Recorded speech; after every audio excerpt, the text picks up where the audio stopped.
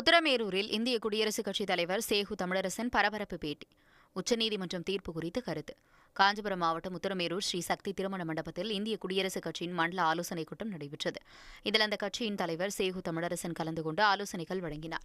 அப்போது அவர் செய்தியாளரிடம் பேசுகையில், தமிழகத்தில் தாழ்த்தப்பட்ட மக்களுக்கு உள்ஒதுக்கீடு விவகாரத்தில் மாநில அரசு அவர்கள் விகிதாச்சார அடிப்படையில் வேலைவாய்ப்பு வழங்க உச்சநீதிமன்றம் பரிந்துரை செய்துள்ளது.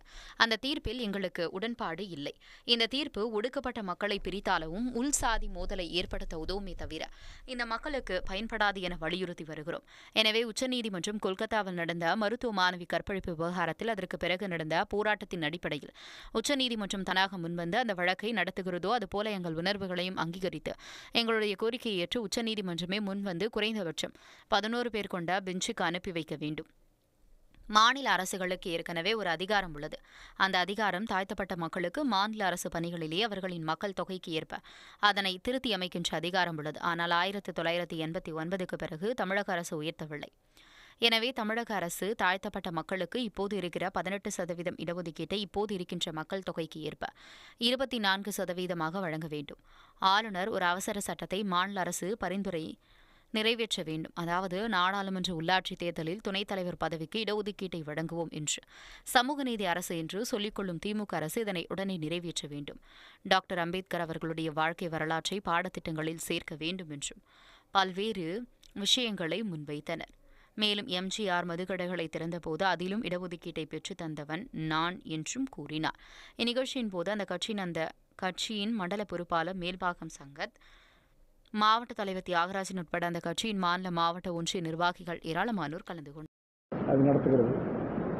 அதைப் போல எங்களுடைய உணர்வுகளை அங்கீகரித்து எங்களுடைய கோரிக்கைகளை ஏற்று உச்சநீதிமன்றமே இந்த வழக்கையும் சூமோட்டாவாக எடுத்துக்கொண்டு குறைந்தபட்சம் 11 பேர் உள்ள ஒரு பெஞ்ச், அரசியல்